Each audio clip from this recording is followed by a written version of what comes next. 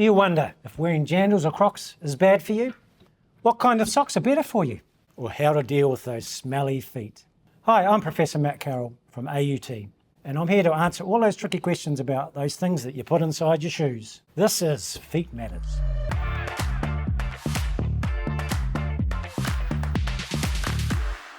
Okay, we have a question here about what podiatrists do. That's a great question. Not a lot of people know about podiatry. Podiatrists are trained to assess, manage and diagnose and provide advice around many lower leg and foot conditions. On a typical day, a podiatrist will see many cases ranging from ingrown toenails, fungal infections, treating sports injuries such as heel pain and arch pain.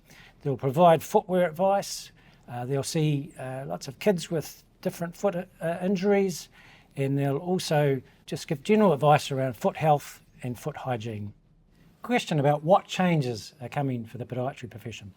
In the last 12 months, podiatrists have been granted prescribing rights, and this is going to change the practice of podiatry in New Zealand. It's the most significant thing that's happened to the profession.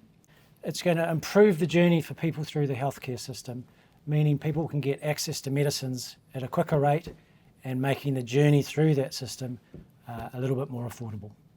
Another question here we have about foot health and in relation to our overall general health. This is a really good question. Many people, in fact 20% of the population, consistently dealing with heel pain, foot pain. We know foot pain is very debilitating. It can reduce our enjoyment in our activities like walking. It's been associated with increase in anxiety, frustration, and even led to depression as well. So it's really important that we get on top of foot pain. Indeed, in people over 65, having foot pain's been associated with increasing chances of having a fall. So it's really important that foot pain's kept at bay. Foot pain also and foot health can give us an insight into our overall health as well. For example, tingling sensations in our feet, burning sensations can be one of the first signs of diabetes. Another common thing we see in the foot and lower leg is ankle swelling. This can give us insight that we may be having some changes in the vessels and indeed developing vascular disease. Okay, those dreaded ingrown toenails. We've got a question about how can I prevent my ingrown toenail? Well, as podiatrists, we see ingrown toenails daily. They come in all shapes and sizes, but from my perspective, the most common cause is the way we cut our toenails. And indeed, most of the cases I've seen are self-inflicted, caused by those good old-fashioned squeezed-together nail nippers that we use in our fingers, and for some reason we think they should work on our big toes, but they don't. The problem with them is they leave a little nail spike which can dig into the side of the nail and cause an infection. My advice is if you are suffering from ingrown toenails or have a long history of sore nails, do invest in a good pair of specialised nail nippers. They really make sure that you don't leave that little sharp edge down the side. And again, if you do also consistently suffer from ingrown toenails, please go and seek some advice. Often the solution's really easy. Now for a question about socks. Probably the most overlooked thing that we can do to help our feet and improve our foot health.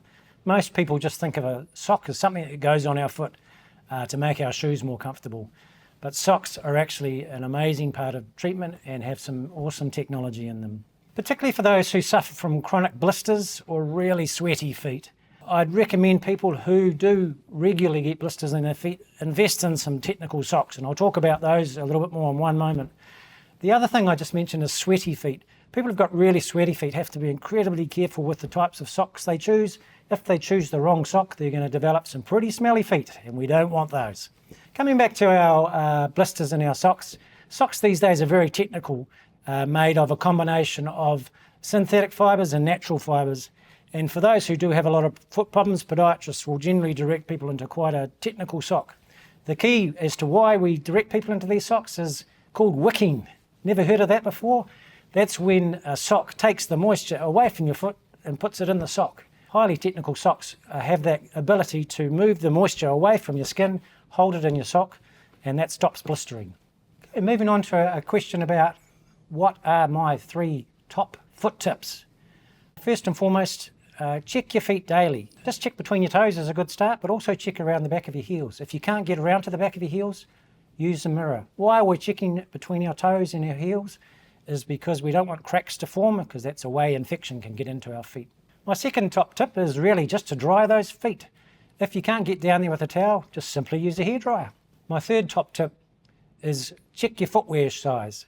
We as podiatrists often see lots of foot problems due to just people wearing too small shoes. A good rule of thumb is to have about 10 millimetres between your toe and the end of the shoe. My feet are cold all the time, and particularly in winter. This is a great question from the perspective it can be something quite simple or something more complex. Many of us in winter just generally have really cold feet. The trick there, if you do have cold feet, is to try and keep your feet the same temperature as best you can. Problems occur in feet when we take them from the extremely cold into that really hot environment. So lots of us who've got cold feet get home and pop them in front of the heater or jump straight in the shower. And I'm sure most of you who've got cold feet have experienced that stinging sensation. Why this can cause a problem is that's one of the main ways we can get chilblains, which are little bruises that we can get on the end of our toes. We really want to avoid those. The second thing I mentioned is that cold feet can also be a sign of something else going in our body. So if you have had cold feet for a long time and you notice that your toes go white or you get pins and needles in your toes, that's definitely when you want to go and see a podiatrist or go to your GP and have a chat about what that could be. We have a question here about an 18-month-old child who's got their legs turning in, and their parents are concerned that it looks a little bit different than the norm. This is probably one of the main reasons we see children, particularly around the age of from 2 to 4, due to the fact their one leg's turned in or both legs are turned in. The other reason we see them is because their child trips over a lot. We often see children who trip over anywhere from 20 to 40 times a day. What does this come from? Well, most often it's coming from how our bones are turned or rotated. It can either happen at the hip, the knee, or the ankle. And podiatrists pay particular attention to the rotations or turnings in the long bone of the leg, the femur, and the long bone in the lower leg, the tibia. And they'll often take measurements to see how turned in or turned out that is. When we're born, our legs are turned in, and they should slowly turn out over the first probably 6 to 8 years of our life. Generally by the age of 8, our rotations in our legs are going to be what they're going to be. So if this is a concern, with simply getting the shoes right and getting some support inside the shoes, the amount that your child's tripping, we can dramatically decrease that. Now we've got a question here about Jandals versus Crocs. We know that Jandals and Crocs are a part of Kiwi culture. We know that in summer, that's pretty much what we live in. So as you can appreciate, that makes a podiatrist's job pretty hard. One thing I will say about both Jandals and Crocs is that, from my perspective, they're perfectly fine in moderation. But it really comes down to what we do in them and how long we're in them. For example, we don't want to be running marathons in either Jandals or Crocs. One of the issues we do see with both Jandals and Crocs is that they cause lots of little skin irritations to the feet, blistering, and can cause cracks and lumps and bumps that can cause discomfort. One of the great things over the last couple of years, though, is there's a whole range of Jandals that have come out that have extra arch support, extra cushioning, and extra grip on the soles, so we no longer have to worry about slipping over in those wet environments with our Jandals. Oh boy, here's a question. My wife has smelly feet. What do we do about it?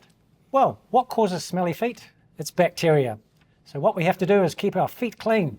Simply, let's just wash our feet with antibacterial soap twice a day. The other part to that is our socks. The odour will be in the socks, so we have to also soak our socks in antibacterial soak. People with foot odour also generally have pretty sweaty feet. So again, probably changing socks, if we can, 2 or 3 times a day is a really good way to manage that foot odour. We have a question here about TikTok and reflexology. The question being, I've seen a lot of reflexology on TikTok. How does that work? From my perspective, reflexology is a complementary therapy. While it's not scientifically proven to alleviate a lot of foot conditions, there's no doubt about it that people who have had reflexology have experienced improved comfort. They've felt great after having the reflexology session, and it's led to a lot of stress reduction. My advice would be, though, if you are dealing with any foot pain or foot conditions, to consult your podiatrist first. Common question we get is around, what should I look for in my running shoe? 3 little tips I've got for a running shoe. Make sure it's nice and solid in the back. Make sure when you grab it, you can't bend it and it doesn't bend right through the middle.